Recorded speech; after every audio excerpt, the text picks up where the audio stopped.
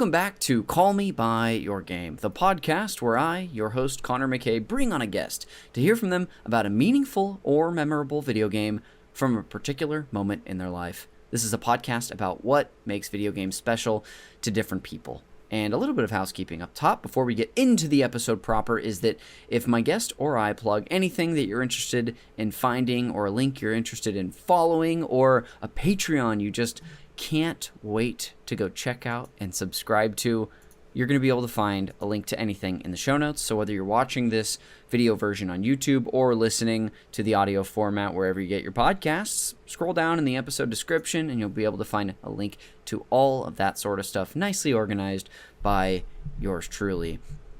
But that'll do it for the housekeeping. Let's introduce our guest. It's probably the fastest I've ever gotten to the guest, and I won't delay any further. Please welcome artist and streamer and returning champion of the show, Roxy Polk. Roxy, welcome back. Hello, thank you. I've never been described as a champion. I feel really special now. Thank you, Connor. You are very welcome. You have been on the show before. You survived the episode, making you a champion, and here you are, making your triumphant return to, I don't know, slay the dragon? Who's to say what you're doing? Yeah. Metaphorically, yeah. Yes. Roxy, I'm so excited to have you back on today. I'm excited to be here. I was telling you earlier, I listened to most of your first appearance on the show earlier today as I was just doing, tasks around the house. And I probably should have done that because I can't remember a single word I said.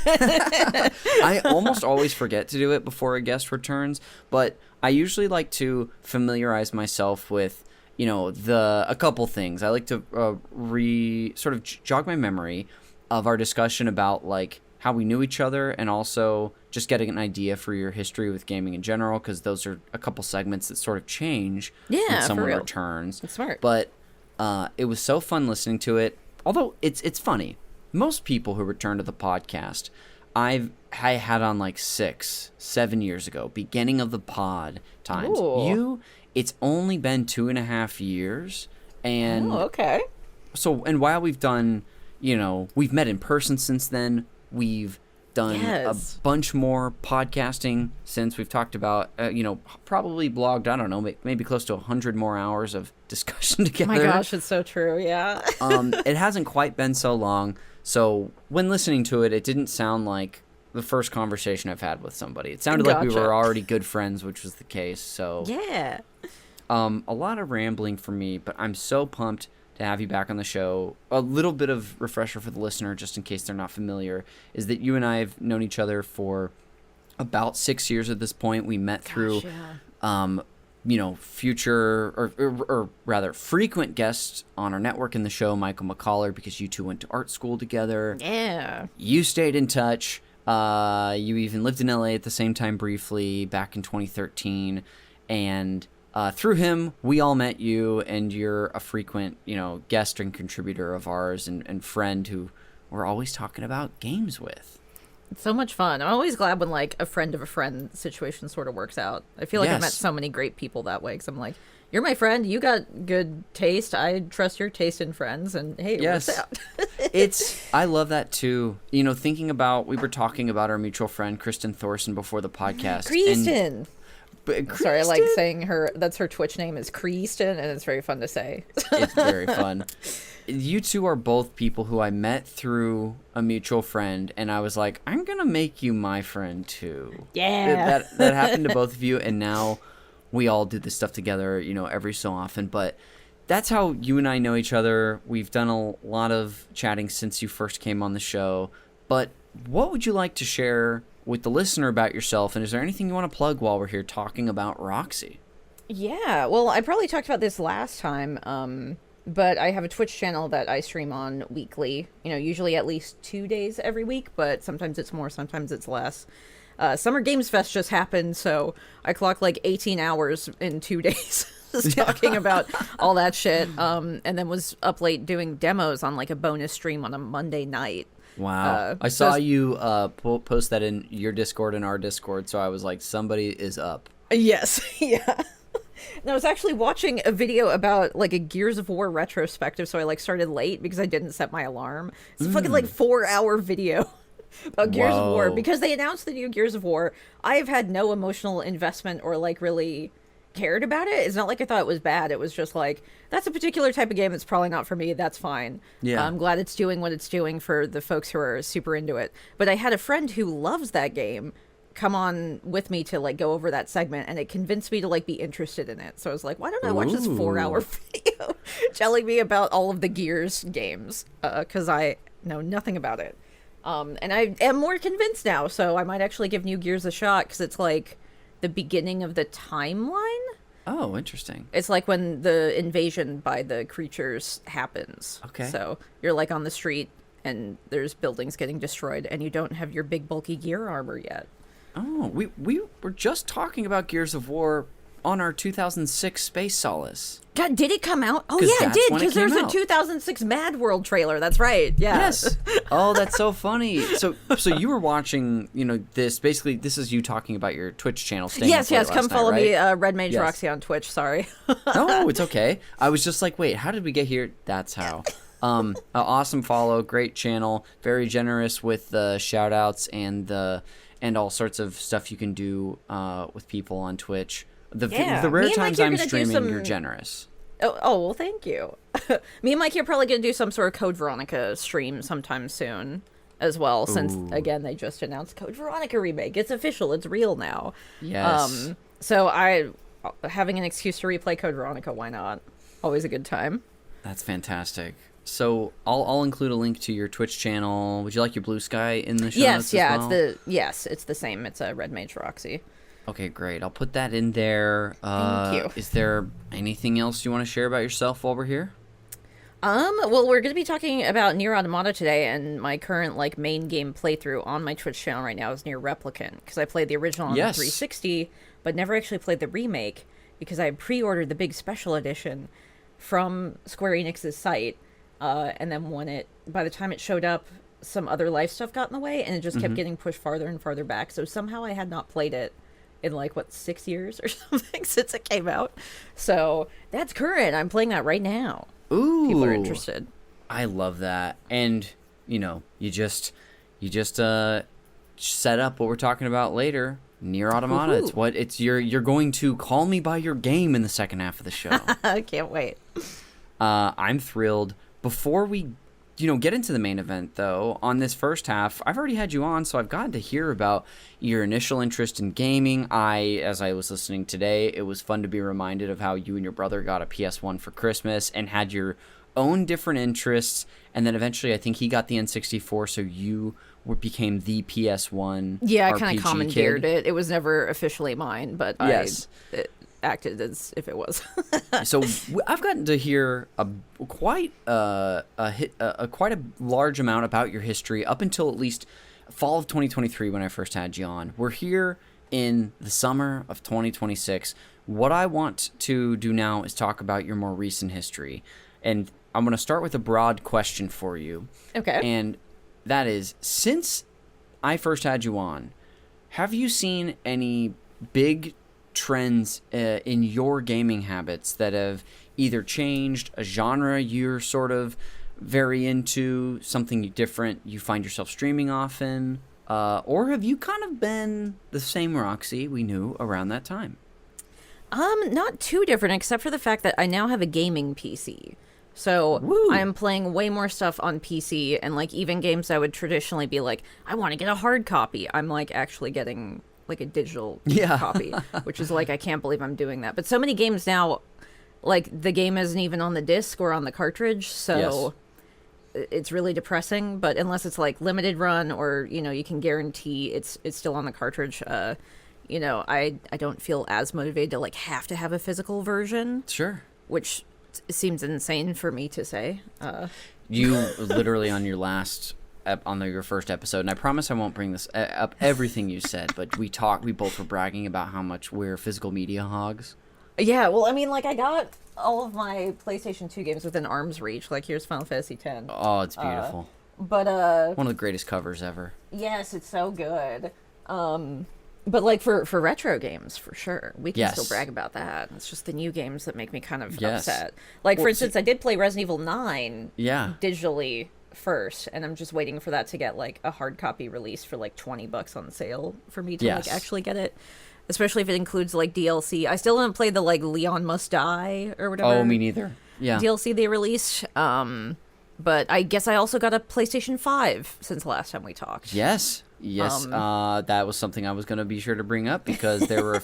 I know there was a lot, and probably is still a lot that you haven't quite had the chance to get to. Yes, unfortunately, my PlayStation 5 is more of just playing YouTube while I work machine these days. But I do have like games that I'm planning to play on it, like Final Fantasy 16, Silent Hill 2 remake, which I actually have to. My capture card broke, which is another reason why I haven't been like streaming on consoles the way I have. So once I either get a new one or find a way to fix the one I have, I'm planning to stream PS5 games again. And I've got a whole stack of games there that I can finally get to. Finally use it for its intended purpose to play video games.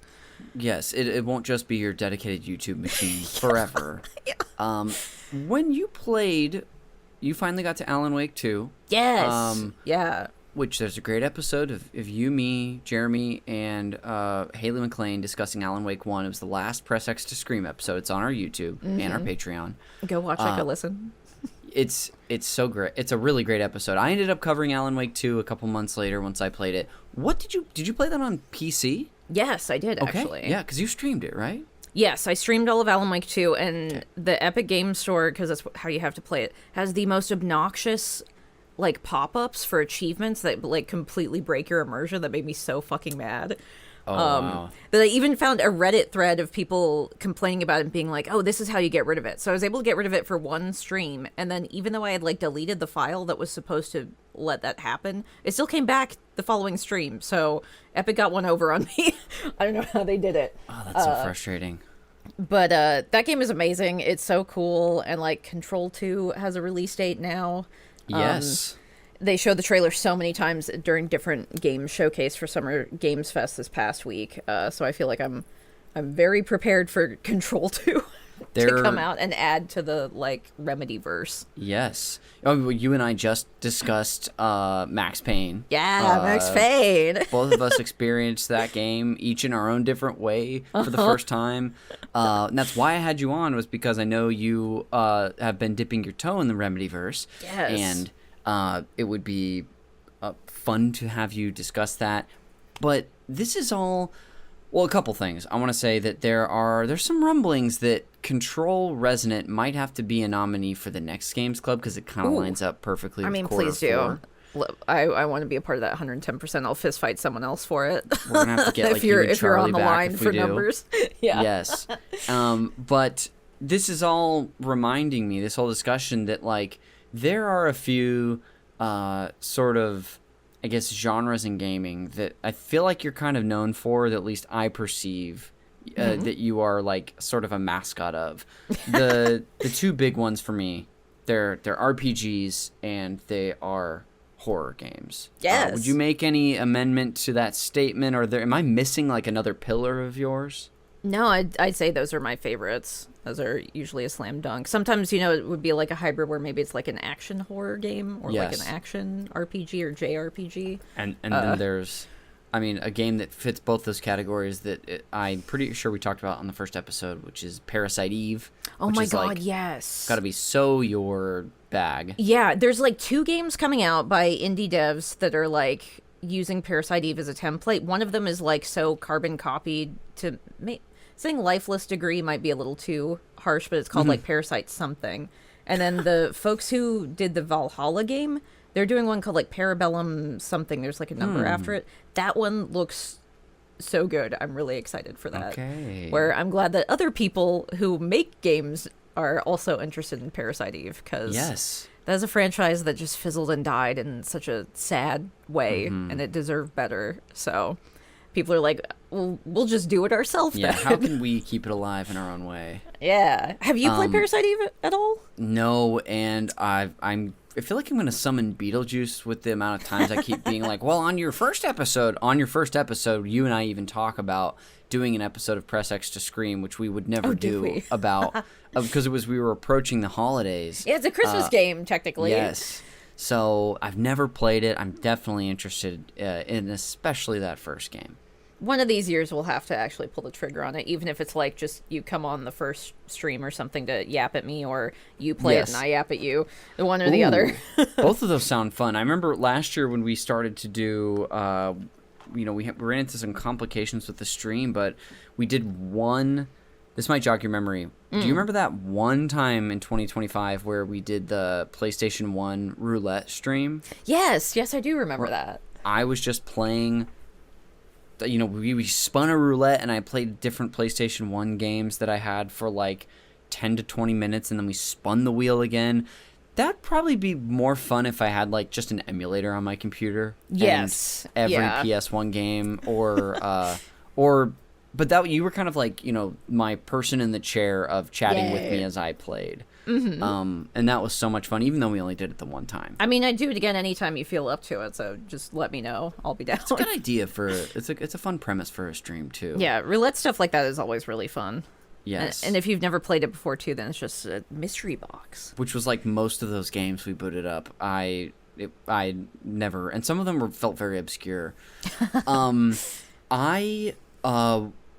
Still have a few more questions about gaming stuff for you in your recent history. Hit me. But before we do, I want to do a little segment called "Has Roxy Played This RPG?" Are you down for this segment? Say what? Are you open to participating? Yeah, that sounds fun. This segment's exactly what it sounds like. I'm gonna just go down a list of different RPG franchises and ask Roxy, did you play this? Okay. So I've got maybe like 8 or 9 here, because that's a good number. Some of these, there's one on here that I think was a mistake for me to include. I'm sure you've played it, and in fact I know that because of a recommendation you made to me before we started recording. Oh. But I'm going to go through these anyway. They're not necessarily in any sort of order either. First up, Roxy, have you ever played the Breath of Fire series? Oh my god, I actually haven't. This is a gap in my gaming history. Because a lot of the hard copies were way too expensive by the time I was like looking to try and play it, except for a PlayStation 2 version called was Breath of Fire? Shoot, what was the PlayStation 2 one? There's only like one PlayStation 2 one, and it's like a weird one. Oh, interesting. This is the Capcom developed series. Yeah. Breath of Fire Dragon Quarter. I owned this game and sold it like twice because I was like, I'll play it. Then I'm like, no, I'm not going to play it. I'll just sell it. So I've actually never played any of these, but I've heard like the earlier ones are way better. I've heard I've even like dabbled on I believe the original, which is on Switch Online for the Super Nintendo. Oh, cool. Okay. But so Breath of Fire, the answer's no, technically. No, correct? So thank you for reminding me it exists, because I forget Breath of Fire exists. So you are very welcome. I honestly forget all the time. Next up, how about the Xenoblade series? Okay, so Xenosaga, I love to death. That's the PlayStation 2 games by the same studio, and of course, you just took that in the 2006 draft. How could yeah, I forget? and then there's Xenogears from PlayStation 1, which I played a chunk of, but then like I don't know if I hit a bug or I was just too stupid as a child. I could not figure out how to go forward, and then didn't want to restart the whole game. So I've watched many a video essay about Xenogears 1, but never played it to the end. The Xenoblade games, I own them all on my Switch shelf behind me. And I have folks on my Discord and on my streams who have been like, you got to play it. I know it's going to be your jam. It's ridiculous. It's like hundreds of hours, but I know you're going to want to play it. And I'm like, okay. But I'm also looking at it being hundreds of hours. So that's another thing I keep pushing off, but I have access to that eventually I'm going to pull the trigger on it. I swear. Okay. I swear. All right. So technically for Xenoblade, the answer is no. Well, I've played a couple hours of the first one independently, and I was like, I don't know if this is my jam, but then once again, I have also watched some video essays that further convinced me that I was like, okay, it's just sort of like giving me the facade of being a little bit more normal and straightforward. Yes. Like traditional JRPG, and then it's going to hit a point where things get weird, and then I'm going to be like, yeah, okay, it's my jam. Awesome. I definitely want to try them. They announced for the Switch 2, like, definitive editions of the first 3 games today. God, that's great. On the Direct, and also a brand new Xenoblade game. I think it's called Xenoblade Genesis. What? Really? Supposed to come out next year. Oh my god. Oh, yeah, the Nintendo Direct happened today. I did not watch it yet. Yes, it. Did you say it was called? Xenoblade Genesis, I think. Genesis. Okay. Yeah, it comes up in auto complete. Ooh, okay. People are already searching. Yeah. So we've got a technical yes for Xenoblade. Yeah. This, I just added one while we were chatting because I honestly can't remember. Kingdom Hearts? Yes. Okay. I would not consider myself a Kingdom Hearts fan, but I played 1 and 2 to death. Okay. Gotcha. And then I attempted the 3DS game that was like 365 over whatever days. Yes. Over 2. I think is what it is. Like towards the end of Kingdom Hearts 2 when they had Organization 13 and when it seemed like they were exiling all of the Final Fantasy characters to one spot that they'll never go back to again, I was like, I don't know if I like what they're doing here anymore. Yeah. And then when I played the next game, I was like, yeah, I think I'm cool not really being invested in this anymore. Yeah, I've like played some of 1. I actually have a PS2 copy. And then 1 is a lot of fun. It's a lot more straightforward, yes. not as overly complicated up its own ass about lore stuff. Mm-hmm. I will hotly recommend Birth by Sleep for the PSP. Is it? Okay. Actually has 3.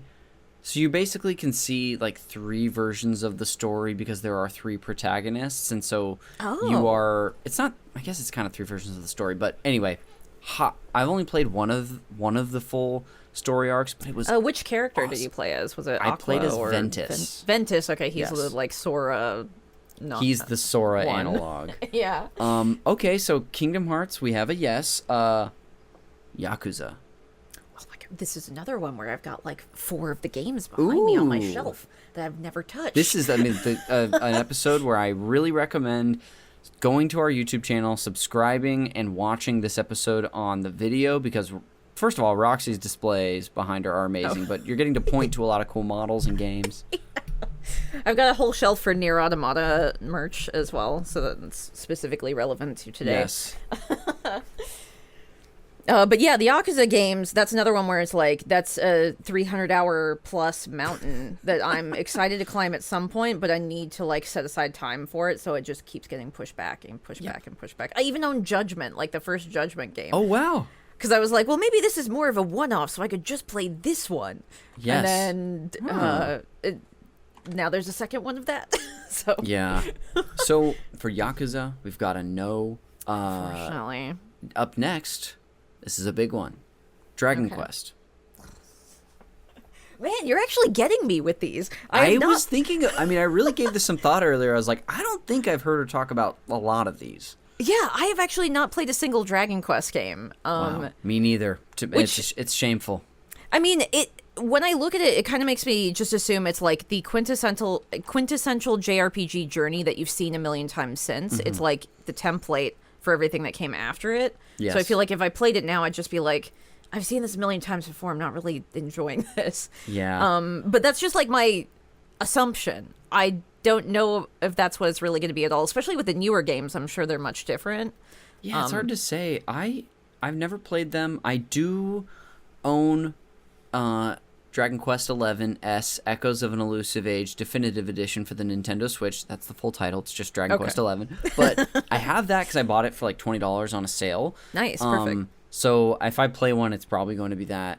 But I've heard that the HD 2D remakes of 1 through 3 are fantastic as well. Really? Okay, so they did do actual like remakes of them, huh? Okay. Yeah, in the last few years. So we've got a no for Dragon Quest. Yeah, and I don't even own any copies of that. Like, I don't have plans to play it, but Sure. yeah, I know people love them. It's like the most popular JRPG franchise in Japan. It's like more popular than Final Fantasy. Yeah. And it has Akira Toriyama's art style, so if you were a big Akira Toriyama fan, his art is in it. Preserved. Well, speaking of Toriyama, have you played either of the games in the Chrono series? Yes, both of them, but I played them in different order. I played Chrono Cross first. Of course, because you had a PS1. Yes, and I had no idea it was any sort of sequel of any kind. And it was the first time I had played like a JRPG that your choices actually change things, like who you recruit, certain things you can do. Like there's a character early on that you can choose to like save her or not. And doing that will determine other characters you get in your party, and stuff like that. So definitely like the first time I played it, until I got a physical guide, to like tell me otherwise. I didn't even realize you could have done things differently in that way. Oh, So I just wow. assumed like, Kid's the character on the box. She's the girly on the box. Of course I'm gonna have to save her, right? I don't get a choice to not save her, do I? And you do. And if you Wow. choose to not save her, you get the one of the best characters in the whole game. So if you kind of like go against what you would expect you need to do, you get a pretty strong character pretty early on, which is neat. All right. But I had no idea what was going on story-wise, even as it kept going. Like, I had kind of a vague memory of being like, okay, I guess this is kind of like, I feel like I'm missing something here. Maybe I'm not fully comprehending. Maybe I need to play it again. Sure. There's some lore stuff in the way it connects to Chrono Trigger that, like, I had no idea. And then it's just kind of confusing storytelling in general for a child to comprehend. Yes. I think. Where when I had some of it recounted to me as an adult, I was like, oh, that's what that was about? I had no idea. I had no idea Interesting. that's what was going on. But nevertheless, we have a yes for the Chrono series. Yes. This one I realize I think I know the answer to because of what we chatted about earlier. I didn't ask about a sort of sister series related to it because I know that you've played a lot in that series. This one is Persona. Oh, yeah. I love the Persona games, specifically, like, the earlier ones. I'm not Sure. as, like, keen on 5, even though I know a lot of people love that one. But, like, the original Persona had, like, a weird release. They even released, like, a mobile version at one point. But, like, the best way to play it is the PSP version now. Same Okay. with the 2 versions of Persona 2. It's kind of like a Yes. Volume 1, Volume 2 sort of deal. They, like, continue off of each other.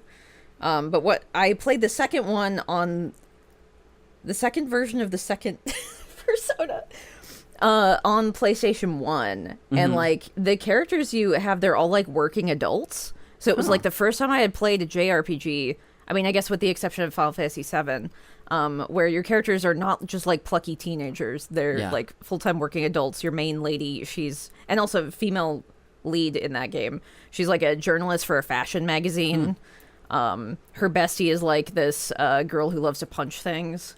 And then you like partner up with this guy who's a police officer who is the brother of like the main character from the previous game, and he's like obsessed with cats. And then you got like some long-haired 90s hacker guy with like those circular sunglasses that were so cool in like the 90s and early 2000s. Of course. I think Neo from the Matrix had those, didn't he? Was that Neo fashion? They... Or no, they were more like actual swoopy sunglasses. They weren't the Yes. circular ones. Yeah, that was like, I think Morpheus's glasses Yes, were more like yes. that, where they didn't even have the parts that go over your ears, or they don't look like they do. Oh, okay. Okay, yes, and I just knew coming into this conversation it was probably going to be a yes. I've got 3 more for you. Okay, yeah. One is a little bit like Breath of Fire as far as like the age of when it was popular. That's the Lufia series. Lufia. I've never played these. I know I've seen the titles before, I've but never I've touched never one. played the Lufia games. Let me look them up even. So we got Lufia. a no for Lufia. Yeah. I love it. I've got 2 more. I'll give you Okay, a very... so there was a Nintendo DS one, this Lufia Curse of the Okay. Sinstrels. I remember almost buying Oh, at one point because it was a DS game, but never pulled the trigger. So this is like a really long-running franchise, huh? yes. I don't know. I Interesting. don't think they still make games in it, but it's one that comes up when I feel like I hear about the SNES and the PS1 a lot.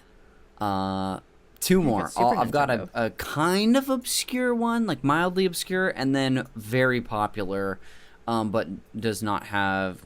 hasn't had a new game in a while. The very popular one is going to be based on the series that last week's episode was, and that's the Suikoden series. Oh, yes. Yeah, I played a couple of Suikoden games. Okay. 3 in particular for the PlayStation 2 was my first Wow. one. I really loved that one because you got to pick one of 3 different protagonists right out of the gate, and they come from like very different backgrounds, so Okay. it gives you a completely different spin on the story, especially because like 2 of them want to kill each other at one point, or at least they're like at odds with each other. So it's very neat, and again, that's another game series where you collect like a bajillion party members. Yes, yeah, 108 in at least the first 2 games, based on the 108, I think, Stars of Destiny, as they're called. Yeah. So Yeah. I've like played 3 and 4 all the way through, and then they recently came out with the 1 and 2 pack remaster that I like pre-ordered day one and was like, yeah, I can't wait to play this, and then it's still sealed on my shelf. I haven't played it yet because people say the second one is like the best one. That's the one that I hear people are like super insane about, like insane affectionately about. Yes. But I don't know if they make them anymore because like 5 was the last one they did, I thought. I think you're right, and then the creator has like a spiritual successor called, I think it's called like Eiyuden Chronicles. Yes, that's right. I think they even Yes. kickstarted it. They did. This is all top of mind because, again, my previous guest, Sandy Gordon, was talking about the first 2 games on his main event. Nice. There's many more franchises I could ask you about. I have one more. Okay. Have you ever played a game in the Sakura Wars franchise? Oh my god. I played like I think a demo maybe for one of them, but like not enough. I actually like watched some of the anime of this. Yes. Yeah, it had some like corresponding media.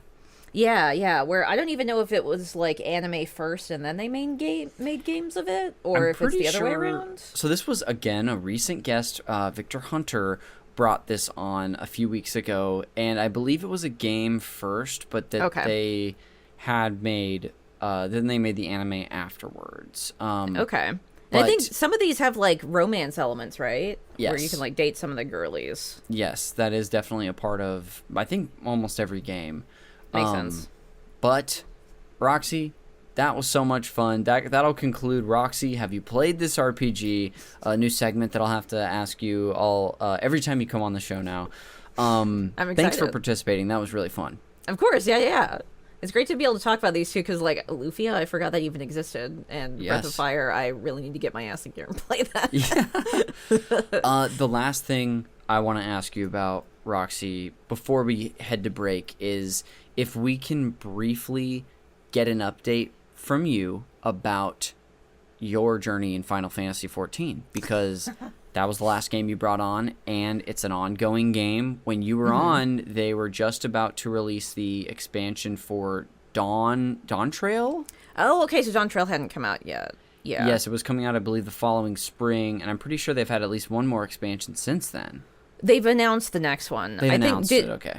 Did I don't know if I played through Endwalker by the time I did that episode with you, or maybe I did. Didn't get through our conversation, so I can't remember. Oh, okay, gotcha. Yeah, I can't remember either. But Dawn Trail has come out, and I have played it now. The updates leading up to it were quite cool. They were like drawing a ton of inspiration from Final Fantasy IV, which actually got me Yes. to play Final Fantasy IV for the first time, which was cool.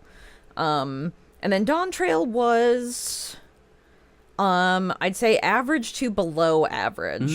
I have like more detailed thoughts that I'm not gonna yap your ear off about it because we'll be here for like half an hour. Overall, just not as good, and there's specific reasons behind like the writing team and the circumstances for like when it came out.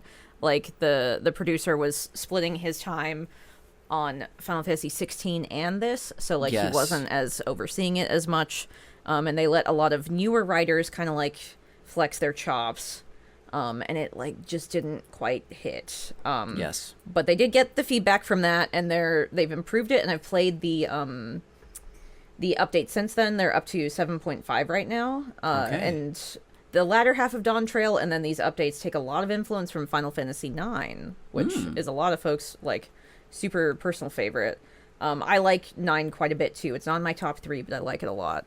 And there's a particular boss fight in these updates that is like maybe the most fun boss fight I've ever had in the entire game so far. So like even though they had kind of like a stumbling with the most recent expansion, they really listened, and they're putting their whole feet forward like for all of the updates going forward. So I feel like positive and great about the game again. I love Whereas the positive worried. finish to that. Do you still find reasons to like just go in and play, or have you not been in for a while?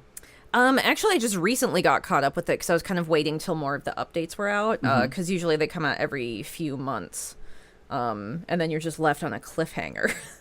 So I was like, I'm gonna wait till I got more to go through. Especially after like Dawn Trail kind of was like a letdown. So I was like, I want there to be more to dig into. So, Okay. I'll be able to have more of a kind of vibe check, I guess, about what's going forward. Right. And so it came away overly positive, I'd say. And then they released the trailer for Evercold, which is going to be the next expansion that drops in early February. Or January or February of next year. Okay. It seems a lot more like kind of darker. It is like kind of Norse themed.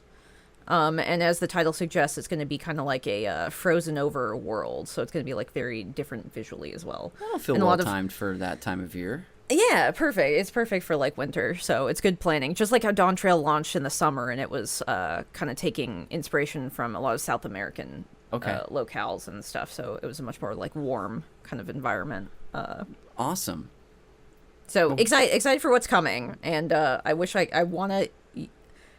Can I say the boss name? It could be sort of a spoiler. Go ahead, say the boss name. Okay, the one I'm really excited about. I texted you guys in the group chat. It's Doom Train. Yes, that's Doom right. Train. So it's like it's a summon from Final Fantasy VIII that like you have to go through steps to get it. It's like not a easy one to get. I remember looking it up as a kid and getting it. I can't remember the exact steps, but it's more like a secret summon you can get. And it's like a demon train from the depths of space that has like a face on it. It's like alive. And it just runs over your enemies. It comes from deep space and runs over your enemies and then goes back to wherever he came from. So they decided to make that a boss. And he's like leading an army of demons behind him. And it's amazing. It grows phantom arms at some point, these big beefy like Trogdor arms where it's like throwing train pallets at you. It's so good. I remember when you hit the group chat with that information, it really made me want to do a train focused episode on Jeremy's show. Do it. There's Choo Choo Charles. Well, you got to come on if we do that, though. We got to have you on for that one, since your encounter with this information was the sort of the inspiration for it. But yeah, Doom Train inspires us all. It really does. But Roxy, thanks for the Final Fantasy XIV update. Thank you for doing that segment with me and just talking about some recent gaming stuff for you. That's been a lot of fun. It's my favorite thing to talk about. So thanks for asking. You bet. We are going to go ahead and take a quick break before we come back and discuss things all things, I guess, Nier Automata. So, Roxy, I'll see you on the other side.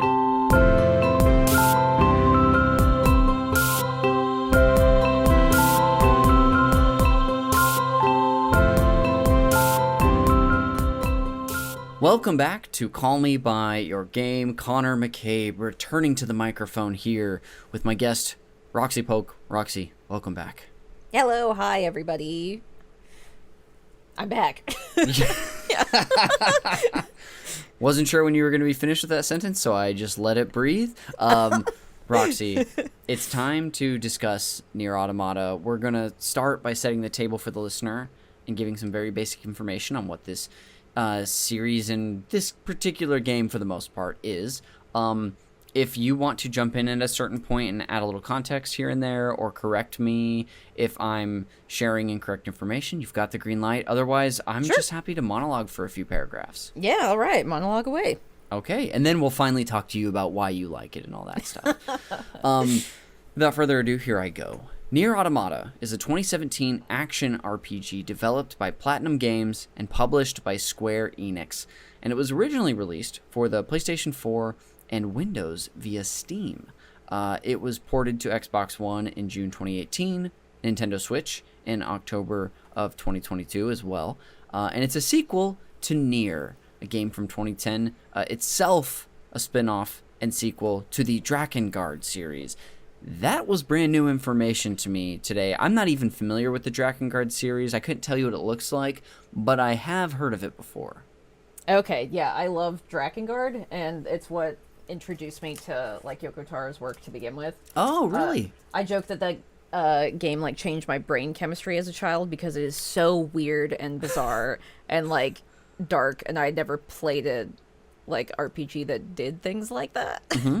And also, my god, the Dynasty Warrior style combat on the ground, because like you're flying with a dragon half the time, then on the ground doing Dynasty Warrior stuff, it like kills your wrist. If I did this as an adult now, I guess my child wrist could keep up with it and not die. But as an adult, I'm like, maybe don't play play it exactly. You can watch a video essay. That's so funny. How insane it is. And it's wait, what about it hurts your wrist? Is it the way you're pressing buttons, or you're just doing it so often? It's like Yes. square, square, triangle, square, square, triangle, kind of just doing combos repetitively over and over again, killing literal armies of dudes in front of you. Okay. It was like one of Cavia's first games, I think. But the way it's a sequel is there's a secret, really difficult joke ending where the game takes place in like fictional fantasy land. Because of some weird magical nonsense, you end up getting teleported to modern day Tokyo in like, what was it, 2005, 2003, whenever this game came out. And you fight a giant woman who and then it becomes a rhythm battle where you have to like press a button at certain points where it's like shooting rings at you. Okay. And then if you manage to fight it, you manage to defeat the boss, save modern day Tokyo. These people who don't even know who you are, you save the whole world. A fighter jet blows you up. They blow up you and your dragon, and the dragon falls and gets stabbed on top of Tokyo Tower. And then that was just supposed to be like a joke ending, but Yoko Taro was like, what if I made that the canon ending? And what if something weird happened where, like, because the dragon is, like, magical, made of magical particles, real world can't handle it, and so it causes a, like, worldwide extinction event with the, like, bacteria or, like, whatever you would say it's, like, made out of. The magical particles just don't work with the world, so it's like, yeah, hey, why not? And so that's how we get to Nier, the original Nier. Yeah, the original Nier. So the original Nier starts out like post-apocalypse. You're a child trying to protect your even younger sister who is sick with this like white chlorination, which is the name of it, sickness, and fighting a bunch of monsters, and you guys die in the prologue. Unbelievable. And then I think it's like 4,000 years or 40,000 years later, then Nier Automata happens. Yes. So... Which I'll take it from here. Nier Automata is set during a proxy war between alien-created machines and human-crafted androids, focusing on the actions of combat android 2B, which I understand is the main character of this game, or at least the player character. Yeah, she's one of them. She's like, if you've ever seen an image of this game, she's the woman with Roxy's got a beautiful model back there. With the short gray or silver bob, rather, like there's at least like an eye patch, black dress, some sort of weapon. So that's who she is, or like she's got elegant high heels, high-heeled boots, thigh highs. She's a robot, so she can handle it with her center of mass. I'll allow it. Yeah, we'll justify the character design that way. There's also Scanner Android 9S and Rogue Prototype A2. The story itself requires multiple playthroughs, with each playthrough revealing new story elements. The gameplay combines RPG elements with action-based hack and slash combat, and it includes gameplay from other video game genres with elements varying from shoot-'em-up moments to text adventure stuff. Yeah. Let's see. Production began in 2014 with series creator Yoko Taro, who Roxy mentioned earlier, producer Yosuke Saito, and lead composer Keiichi Akabe, reprising their roles from Nier. Akihiko Yoshida, known for his work in the Final Fantasy series, was a lead character designer. And their goal, art so much. It's so good, right? Yeah, and he only did the art for Automata. He didn't do the art for the original Nier. Yes, thank you. The goal was to make a sequel game that would be faithful to Nier while improving the combat system. Because the project was new to Platinum Games, its staff faced multiple challenges when developing the gameplay and open-world environment. The story, which was written by Yoko Taro, explores themes of finding value in life and the reasons people kill. I also have a note here that the game was localized by the company 8-4. Lastly here, for context, before I hand the reins over to Roxy, Nier Automata was announced originally at E3 2015. It received stage plays and novels expanding its narrative. Oh my god, yeah. It's got so many side content things. Yes. And there's also 2 seasons of an anime as well. Crazy. And Reminiscent they're all of Sakura canon. Wars, which we were talking about earlier. Yeah. Exactly. There's also DLC and crossovers with other games. Critics praised. Oh my god, 2B has been in so many crossovers. She's maybe one of the most crossover character ever. It's kind of funny at this point. Wow. But the only DLC for Nier that exists is just because Square Enix told Yoko Taro he had to do it. But, Okay. And he was like, but I told the entire story, it doesn't need DLC. So he was like, okay, then I'll make some sort of like Coliseum like tiered fight DLC then. So you just fight a bunch of enemies in a circle, and then it ends with fighting the president of Square Enix. No way. They've made him as a character model, and he just says like he's the president as he attacks you. It's just a giant FU for being made to make this DLC. But like they allowed him to make it too, so they probably think it's funny, and it's like in keeping with like Yoko Taro's personality. He even has like there was a live stream where he was doing an announcement or something where he's just rolling around the floor saying "fuck Square Enix." So oh my gosh. They're like, okay, we get it. I guess it's worth the headache. Yeah. The last couple things I really wanted to say was that like about the reception. And when the game came out, critics praised the game's story, themes, gameplay, music, and characters. There were some criticism for the visual and technical problems upon release. I would assume that some of these have possibly been ironed out. Yeah, it's probably a PC issue, I would assume. Yeah. It's been 9 years since the original version released. With the PC release drew a mixed response due to technical issues that were addressed in 2021. And but this took them a while. Yeah. But overall, the game was a critical success. It was also, financial success too. It sold more copies than were expected as of February 2026, and it eclipsed about 10 million copies. Oh my god, amazing! Which Good for them. Which I have a PS4 copy down there. Yes.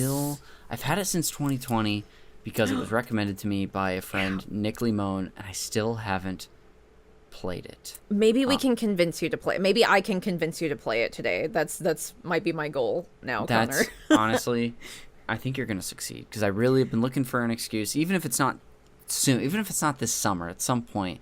That's not going to be a game I never play. I would even argue you should play it during the summer. That's going to be one of the things I'm going to be talking about. It feels very much like a summer game to me in particular. So interesting. Might help give you those summer vibes more than other games. So maybe I can force you to move it up on your list. Ooh.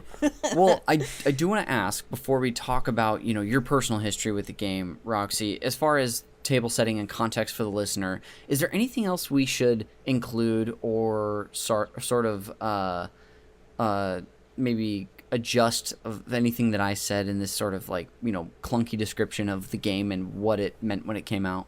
I don't think that was clunky. I think it was pretty concise. I think you set up everything that you would like need to know just going into it. Okay. Yeah. Cool.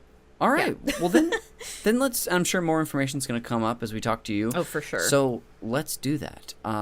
First thing I want to know is how did you hear about this game and how did you come to play it for the first time?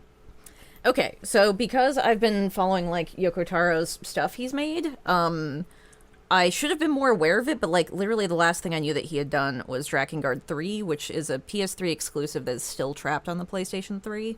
Oh wow. So I have not been able to play it. So this was like his first game he made after that. And I think I was like moving during the time as well when I had heard about it, so I didn't to my eternal despair, I didn't pre-order like the special edition black box that they had on Square Enix's website. And of course, right after it came out and everyone was like, oh, this game is actually good, that thing like skyrocketed up to like 5 times the price. So I was like, yeah, I'm never getting my hands on that, am I? Especially because it came with a 2B figure. And now being like, oh my god, 2B figure sounds like ridiculous because they've made a bajillion their marketing department for like Nier merchandising is like insane. I own like 5 2B figures. You can only see like 3 of them behind me because I don't have enough shelf space. So since they've really like leaned into it, and I'm very glad it's popular enough to get all this merch because I'm kind of a merch fiend. Yeah, when I had learned about it, I just got like the normal release on PlayStation 4. I got it during the summertime, and it was like when I had to move into a smaller apartment with more roommates. Oh. So it was like I got along well with them, but at the same time, it's just like a lot of people in small quarters. You don't really have as much personal space, except for my room. So I have like very distinct memories of playing this in my room, my small little room during the summer, no AC, just with the window open. Oh, wow. Where were you living at the time? Still in Portland. Okay, cool. But like, maybe 10, 15 years ago, you didn't need AC units in Portland. And now, because of global warming, if you don't have an AC unit during the summer, around like August, you're probably going to be dying. Oh, my. So it's kind of climbed up to there. And that was like me figuring that out during that summer. Super great. But this game has, like, for me, I associate now so much with summer just because of that. Yeah. But also, the game takes place just always in daylight, because the whole lore reason is that the planet is always facing the sun on this side. Oh. So the sun literally never sets. So it's always sunny.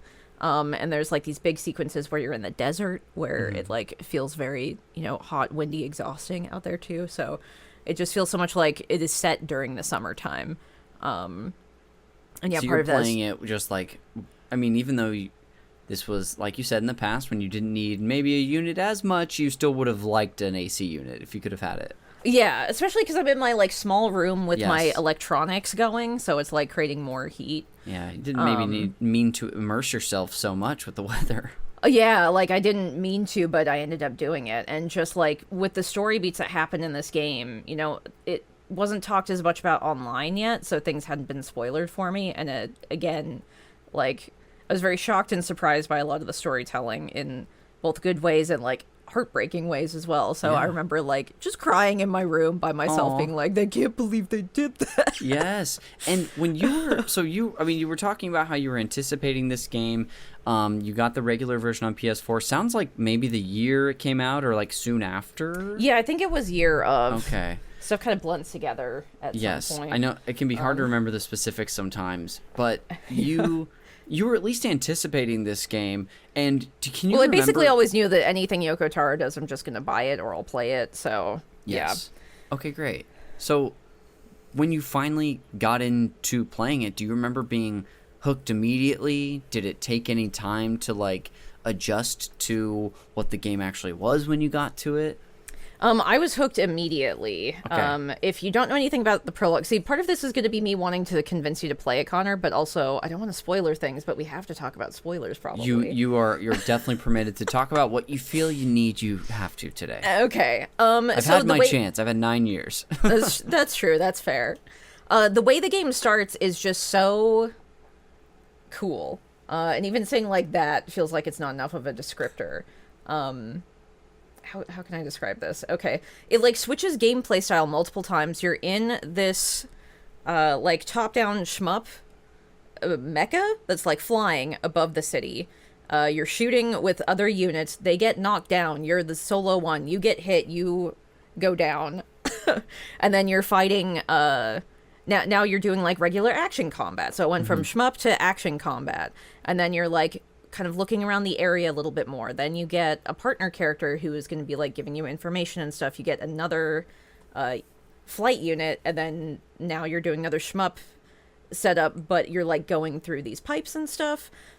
You fight like, I think you fight a giant boss a couple of times. Like you fight it when it's only like its arm or something. So it's like kind of foreshadowing that this is part of a bigger thing. That's just like a piece of it, and it's like already taking up all of your screen, and you're like this big. And so you finally fight the whole big thing, and your partner character, who is 9S, he is able to hack it, so after you slice one of its arms off, he's able to use the arm to then fight it. Whoa. And then you eventually take it out, but you're both so damaged in the fight that you can't come back. But now you've been revealed that they're androids, so they're like, okay, we'll just self-detonate to blow this up completely, because they've basically been outfitted with, like, nuclear power sources. So you have your two lead characters, they accomplish their mission, but they still fucking get blown up, and they're, like, getting blown up with a smile on their face, because they're like, well, we accomplished our mission at least. And then, after that... you find yourself up in space in a satellite called the Bunker, because you were able to upload your memories and like their mind essentially up into the bunker into new bodies. So kind of like the setup of the in-game version of, oh, if you die, you can just come back. They kind of like Yes. integrated that into the storytelling as well. And it starts with like a menu check where you're literally in the menu system of the game, and like Nines, because he's more of the technical unit, he's like asking you to go through certain like parts of the menu Okay. and stuff. So like the way that they're integrating the menu and everything, because you are androids, you're not human, is very interesting. And it even goes further into the fact that you can use plug-in chips to like get rid of stuff on the menu if you don't want to look at it. Like if you don't want any UI, if you don't want to see the numbers when you damage enemies, you can just take those out. Interesting. And if you unplug your OS chip, you get a bonus like ending game over, because you literally took your OS chip out, so you're dead now. So they even thought like that far through. There's technically 27 endings, one for each letter of the alphabet. And basically they're all joke endings except for like 5 of them. Wow. So you can get a bunch of these funny little asides. Yeah, like the example you gave. Yeah, like one of them is for eating a fish, because like the oil of the fish is not like androids aren't supposed to eat food in general, but the oil of the fish is like really bad for an android, so like you die because you ate a fish. It like corrodes your insides or whatever. Yeah, basically. Or you can just choose to go in opposite direction in a mission, and it's like, oh, your character got so distracted looking at this other stuff, they just decided to never come back to the war. The end. Bad ending. So they've got a lot of little like funny things like that, where there's a sense of humor to the game, even though they're dealing with like some really serious and like philosophical topics throughout the entire run of the storyline. So there's like a sense of humor to it and like a love towards it that I feel like is very unique to this game.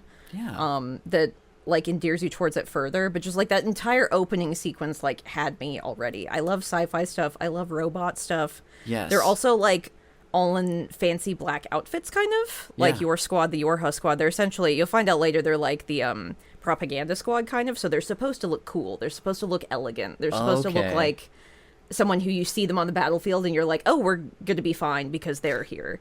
Yeah. So, and there's like more to that as well. And like your boss, the lady who's in charge of the bunker and like your mission, she's wearing like a fancy white outfit, kind of almost like a sleek wedding dress, kind of. If you had like a sleek wedding dress, it's sort of similar to that. But so from then on, it just kind of like goes into what you'd expect from kind of like a normal RPG. You're exploring new areas. You have like these mini open world segments. You can like ride a moose or a boar, which is very funny. Like they're not like an android either. It's like a real animal. Yeah, those are like the actual real animals. Oh, But wow. like every other like person you meet is an android. So they're saying that all of the humans are on the moon, like waiting for Earth to be saved, waiting for the androids to do their job and defeat all of the enemies, so then humans can come back to Earth. So their whole sort of mission is just to be like, yeah, we're doing this for mankind so mankind can survive again. Like that's their whole reason for living at this point. And why they've been at it for thousands of years at this point. Yeah, sorry. I feel like I went on about that for so No. long. But yeah, it gripped me like immediately. It's also just like Yes. playing to so many things that I enjoy anyway. So it was like perfectly primed to like appeal to me as well. And you just kept finding more reasons to enjoy the game as well. How do you feel about the combat? I like it a lot. Like Platinum's makes really good games.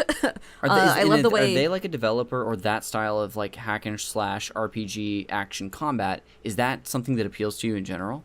Yeah, I'd say so, but Okay. it can be like very hit or miss sometimes if it jives with me. It's I recently played the Onimusha demo and it was like really obsessed with parrying, and I was like, I don't like this, and I Sure. wish they didn't focus on this so much. 'Cause I No, love it's kind of a big Onimusha. trend right now. Yeah, but like it's a lot more like focused, kind of like one-on-one combat, whereas like the Nier stuff, you're fighting like waves of enemies. You will have bigger bosses, but you're also like a super powered android, so you've got like a little turret that follows around behind you, which is called a pod. Each of your like lead characters, Dynas and 2B, have their own pods, and they have their own kind of like little personality, so they'll have like back and forth between them. And also just like your two lead characters in general, they have very complementary personalities that makes their banter super fun. So like Yes. you'll be going around in new areas and they'll start talking about it. 9S is very curious and chatty, and he wants to be like friends, and 2B is very like kind of muted and professional and trying to keep him at a distance. So it leads to a lot of like interesting conversations and stuff, especially when they go to new areas and the like. Yeah, the combat in general. Sorry, I got started talking about characters instead. That's all right. The combat is great because you have like that turret who will be able to just shoot like a normal kind of like energy bullet, but you can customize it to do all kinds of different types of moves. The plug-in chips that you get as well will like change your combat abilities as well. Like if you want to focus on particular builds or whatever. Oh, okay. And a lot of them drop randomly. So sometimes you'll get lucky and get like a really good one, or you can buy them from merchants and stuff. But also because you're usually going around with two characters, you've also got like this second character to help you out, and then also their turret. So you don't have to worry too much. But there's like difficulty scaling if you want it to be like more difficult, or like even a one-hit kill thing that I think you can equip or like set up. What on that scale felt right for you? Do you remember? I think it was probably just playing it on normal, and that felt completely fine for me. But just, like, it's very reactive. It feels like you get to move around very quickly. Like, if you need to dodge something, I feel like you can do that instantly with no kind of setbacks and stuff. There's even one you can get where if you get hit and you're flying, you can recover in midair. Like, if you're sent flying by the enemy. So they have, like, things that you can get to augment even simple things like that, which is nice. Okay. And then they have the, like, top-down shmup segments sometimes as well. Those are, like, not my favorite. But they're not too bad, so even if you're someone like me who doesn't really like the shmup stuff, you can just kind of fumble your way through it, and it's fine. It's not overly long, luckily. It's not going to be like a gate for you. Yeah. Okay. I'm sure there's more of the game itself we're going to get into, and I even have a few specific questions. But before we do, I want to dive into a little bit more of the context from your life of when you played this game. And I want to start with, you had already started to describe your, room at the place you were living. I want to get a little more specific. Can you sort of scene paint your room, what it looked like, where it was in the place you were renting? I'd love to sort of like visualize where you were. Okay, so it was like a 2-bedroom apartment. It was like outside of Portland, so it was kind of like more of a... rural is the wrong word, but just not as like concentrated city centers, like right outside of it. Sure. Part of it a big apartment complex. But it was like on the bottom floor as well. But like kind of overlooked this forested area. It was sort of weird. Like it was sort of on stilts. Half of the building was. Interesting. But so my room was like the small bedroom and the 2-bedroom because I was rooming with like a couple, so they got like the like master bedroom or whatever. But I had like a queen mattress, so it took up like most of my room. Yeah. Most of the room. But I had more than enough room to have like that, a couple of bookshelves, and like my little TV stand area with my PlayStation 4 so I could play it by myself. And I'd have to be sure, like, if my roommates were going to sleep, I couldn't have it on too loud. Sure, yeah. It had one window that I was able to open. Luckily, it had a screen, and I'd set up, like, a fan from there to, like, try and pull in cool air when the sun went down, at least. Was there any sort of view out there? I could see the wall of the neighboring apartment. So, unfortunately, my bedroom didn't have the best view, but, like, the view from the living room area actually could see out into the forest, which was nice. Okay, gotcha. And especially because it was sort of on stilts, it sort of felt like you were suspended in the treetops, which was kind of cool when you were out there. Okay, interesting. Awesome. Did you, so that kind of puts me in the place of where you would have been when you were playing this game a little more. Are there any details from your life that still stick out from that time, whether it be what you were doing from work, friends you had, or just things you would have been up to? So this was at a point in time when I had joined a startup. Like, I left Dark Horse to join a startup. This came up on your episode. Did it? Okay. I know that's the 10th time I think I've done that, but sorry, remember the startup? It crashed and burned. And then I had to figure out what I was doing next. And so I felt like super adrift. Like I didn't really know what I was doing, what I should be doing. I went to art school. I wanted to be an artist, but so many of my jobs I had been able to land, they were like tangential to that.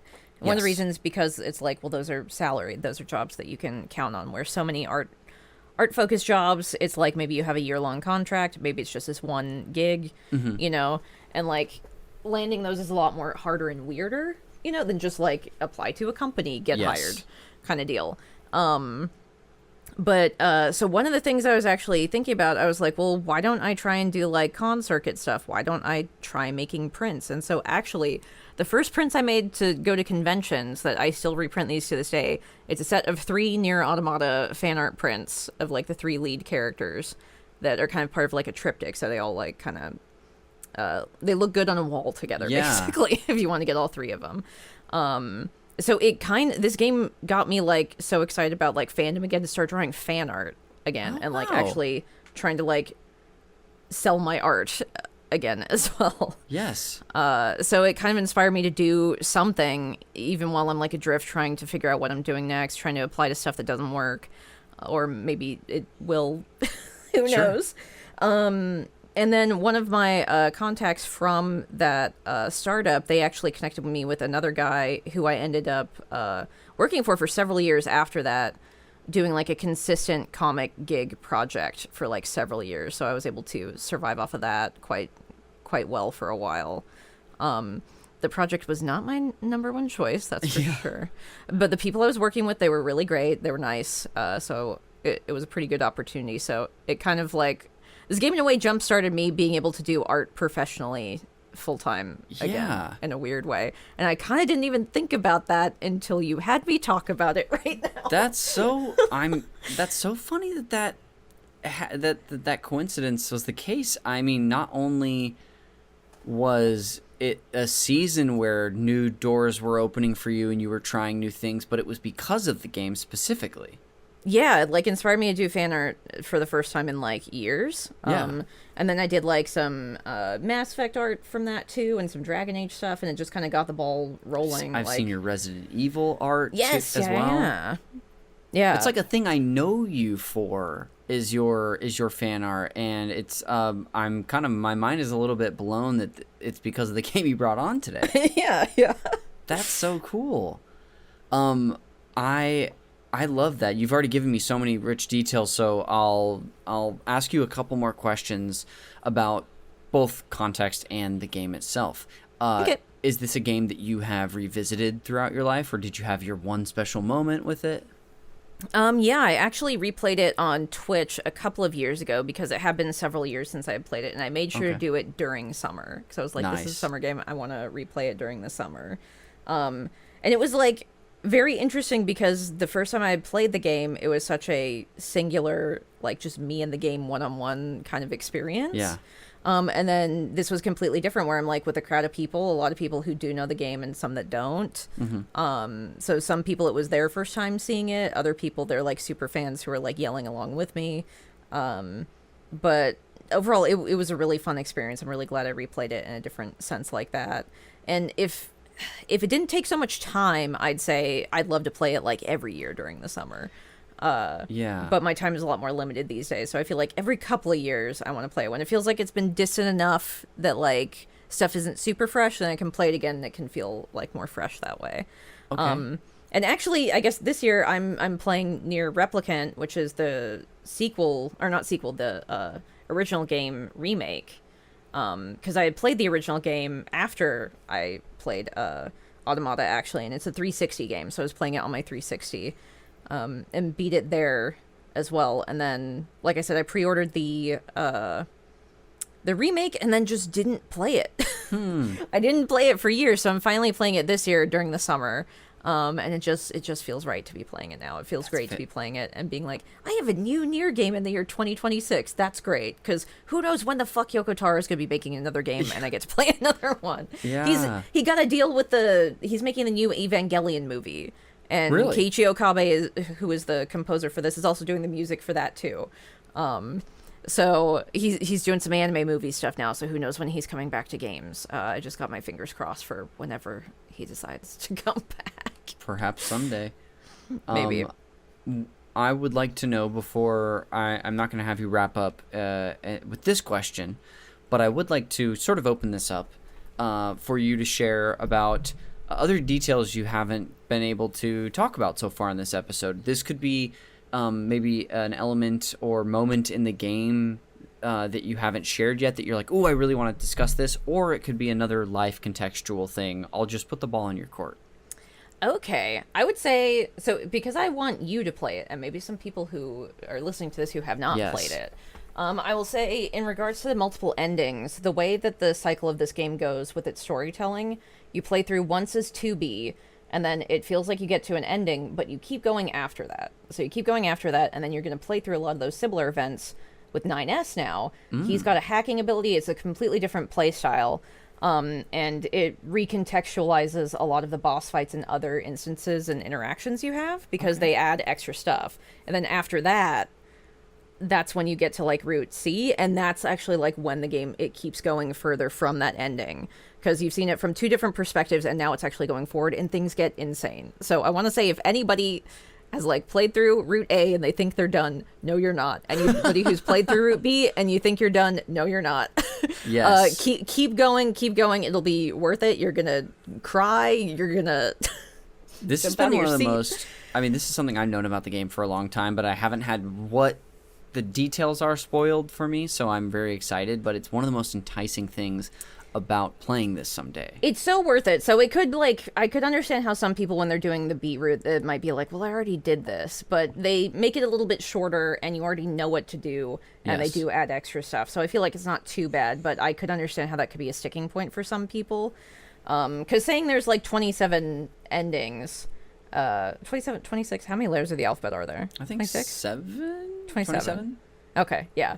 Like I said, most of those are joke endings, and then the ending A and B, those aren't really endings. It's just kind of like a stopping point to keep going, really.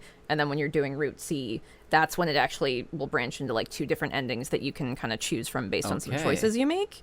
So that's actually how like the cadence of the pacing goes. Ooh, well, that's You've dangled the bait, and I think if not me, someone's gonna take that pretty soon because it sounds fantastic. I hope so. There's so much to explore. So many of the joke endings are really fun too, and as long as the game will like auto save, so it's not like even if you run into those, it's not like it's that bad. There's a ton of memorable characters. I will say, playing the original Nier game before you go into Automata is recommended but not required. Okay. I think I told Connor this before we started the stream, but you'll get more emotional damage from playing the first game before you play Automata. So it's very worthwhile, and like emotional damage in a really worthwhile and meaningful way. Okay. Awesome. Well, lastly, before I take us to the post show and we do a couple fun segments, Roxy, I would love if you do me a favor and do your best to sort of summarize what place this game holds for you and what it means for you. Oh, man. I mean, it's one of my favorite games of all time. It's one I feel like I can talk about at length. You know, if you had given me 3 hours, we could have easily filled that time. But just in general, it feels like one of the most unique games I've ever played. There's no other game like it. So it's a very unique like experience within gaming. If you like games as a story, medium, this is something you have to play. And I feel like I could make that argument to anybody, even some fine art hoity-toity person. I feel like I could. But what was the question again? I'm sorry, I got a little distracted. You're okay. I was asking you to just put a bow on what the game means to you, basically. Okay.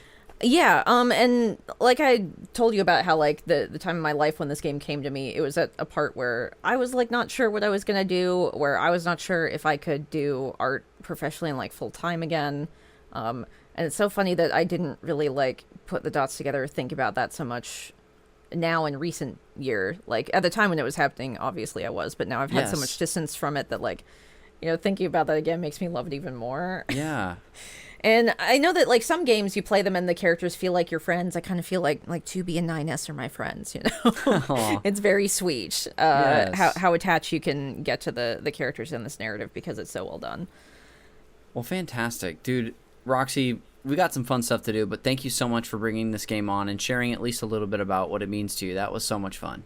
Yeah, thank you for the invite. Again, any excuse to yap about games, I'm here for, and any excuse to hang out with you, Of course. I'm here for. And you know me, I feel like I try to not make every text message I send to you be like, hey, do you want to do a podcast about this? So That's so I'm fine, glad. even if it is. Don't worry about it. I thank know you. you're busy. Well, I'm glad that anytime, we both have the time and you're able to do it. So For sure. I'll lead us into the 2 segments at the end of the episode.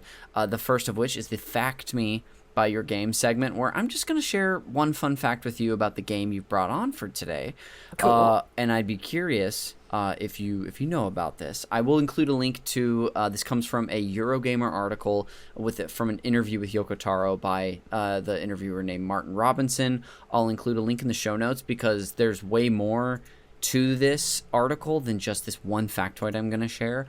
Okay. But Roxy, did you know that Nier Automata was almost a Farmville-style mobile game? I actually didn't. I had no idea. You're joking. At the beginning of the development for this, really before they even started collaborating with Square Enix, started collaborating with Platinum Games, there was a That's chance that they insane. were going to do something like this. Yoko Taro even jokes in this interview about how, I'm sure that the fans would have really loved if we would have gone that route. So I'll put a Say link it to jokingly. Yeah, it's really, that's just kind of like the big headline here, but there's a lot more to the article. I'll link it to you and put it in the show notes so people Okay, can read please it. do. Because it's just honestly, a very interesting interview with him. That's great. All of his interviews are ridiculous. Like, and this one is too. yeah, like if you guys have never seen it, Connor, probably since you're looking this up, you've seen it. But he wears a rubber mask on his head and a scarf that is reminiscent of the character Emil, who is in the original Nier. And he just Gotcha. he always wears that in interviews now. And the reason why he says it is because he'd say, well, it would be really boring if the person who made the games you like is just some old man.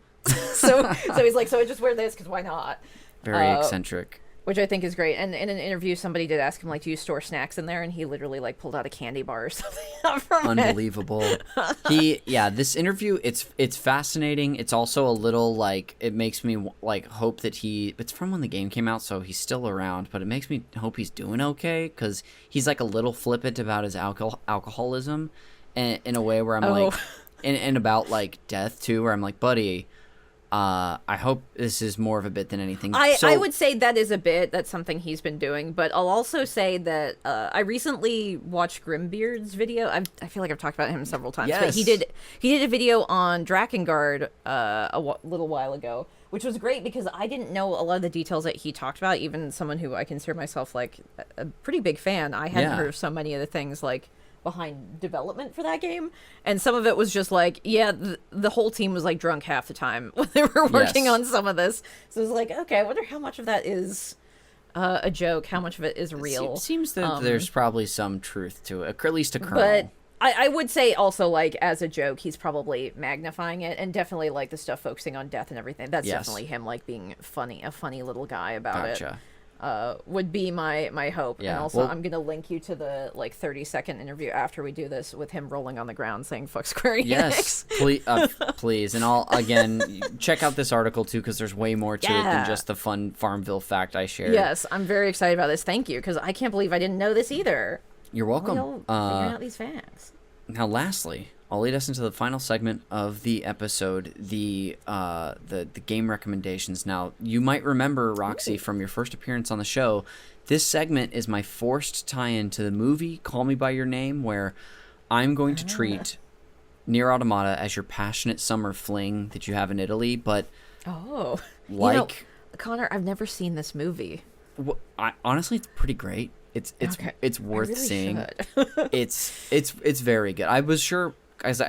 This is more information than we need, but I came up with the name of this podcast when I was trying to find out what I wanted my video game podcast to be, and when I realized I wanted it to be like a sort of like intimate interview with someone about a meaningful game, the name came to me. But I watched the movie just to make sure I wasn't stepping in some territory I wouldn't want to be, or that I wasn't like co-opting anything from like queer culture or whatever, because this movie focuses on two gay men. Anyway. Oh, okay. I didn't even know it was a queer romance movie. Yes, it's Timothy Chalamet is the lead. Did you know that? My God, no, I didn't know that either. It's probably before he blew up, right? This is the movie that I think sort of put him on the map, maybe? Sent him into stardom. He was already acting, but this is like his breakout role, so to speak.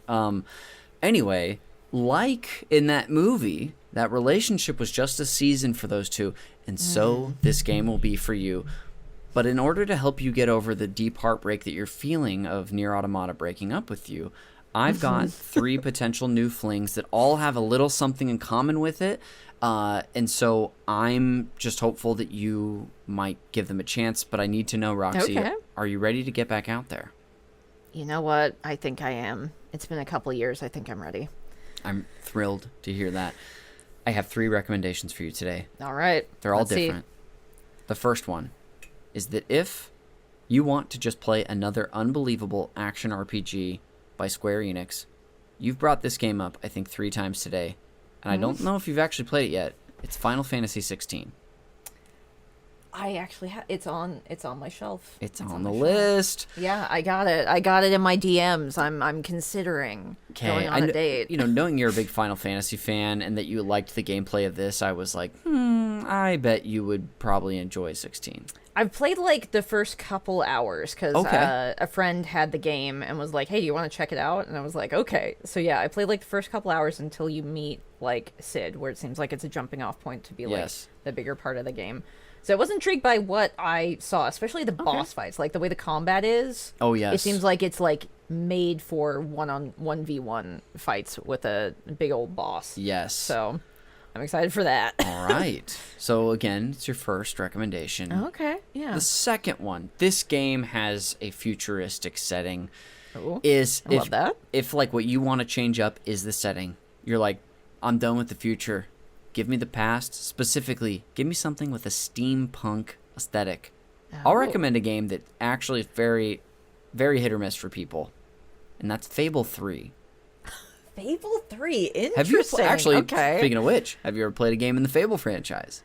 No, because my interpretation of it was that it was just kind of like a comedic fantasy game. They kind of are, but that's not all. That's kind of, I would say it's slightly reductive, but like based on some elements in the game, it's okay. I would absolutely understand why that would be the perception from people. And but that's good to know then. It is more than it would appear. Yes. Then. The first game is a great action RPG from like 2005. The second one, I think by a lot of people is considered to be the best in the series. Okay. The third one is very hit or miss for people. I played it because I liked the first one, but a lot of people don't like it, so maybe don't even play it. But if you're like, I mean, it's probably on super sale, so I could probably I bet you can find it for a very maybe. reasonable price. Especially if I'm getting the Xbox 360 version, because it was, right? Xbox 360? Yep. Okay. That's what I played. And I mean, new Fable's coming out. It looks absolutely completely different from any of the other ones, but playing some legacy games before the new one. Yes. Never a bad idea. You could. So again, if you're done with the future and you want some steampunk, that's the game to play. Okay.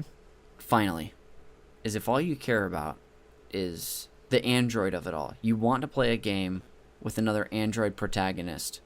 Okay. May I recommend a game that's controversial? In fact, a lot of people don't like it. It's Detroit Become Human. Oh my God. Okay.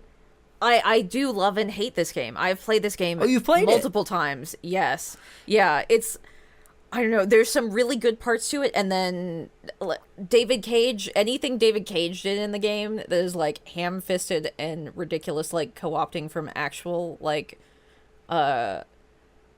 movements. Yes, I've heard about this a little bit. It's very bad, but like, dude, Connor and Mr. Krabs, what is his actor? That's Clancy Brown. Yeah. The two of them do such a good job, and they like ad-libbed a lot of their lines. You would never know it because of how well done it is. Like, their story is great. Their segment of it is great. The other two, kind of rough, but like, dude, like Connor's storyline, it's really good, and he's the android guy. At first, I thought you accidentally said my name instead of a character, and then I remembered the protagonist's name is Connor. Yes, he is, yeah. I promise that had nothing to do with me recommending the game. Well, I mean, especially because you didn't know that he was the best one. How could you know? Because there's like three different characters you Okay. control at different points in the story. It's a like choice-based narrative. Yeah. If you've ever played any of the other David Cage games, except for the one with David Bowie, it's like very similar to those, like Heavy Rain. Is Heavy Rain the Jason one, or is there a different I'm not sure. I'm only like peripherally aware of David Cage. Yeah, that's probably how it should be, to be honest. Because like it's so weird. Like there's so many things I love about that game and so many things I hate. And I'd still say like it's worth playing just because it's interesting to see. And some of the parts where you're like, I can't believe he fucking did that. This French man does not know what he is co-opting right now. Yes. Or if he does, that's even worse. Yeah. I'd rather believe it's just ignorance right now. Yeah. But it's a roller coaster ride. And Wow. I guess I've already been in a relationship with it, Connor. I guess so you have know me so well. Wow. And I can't believe I recommended an X. Well, let me I'll recap these really quick before we head out. Your 3 recommendations today were Final Fantasy 16, Fable 3, and Detroit Become Human. That'll do it for the segment and bring us to the end of the show. So before we go and plug whatever we want on the way out, again, Roxy, thanks for taking the time to do this. It's always fun chatting games. I had a blast today.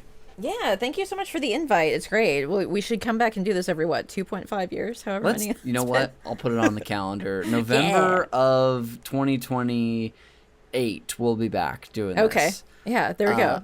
Well, I know you plugged your Twitch and your Blue Sky earlier. Do you want to re-plug those before I plug stuff? Yeah, Red Mage Roxy on Blue Sky and on Twitch. Like I said, I stream at least 2 days every week, but random additional streams will pop up all the time. I've also got a Discord connected to that if you want to yap about games.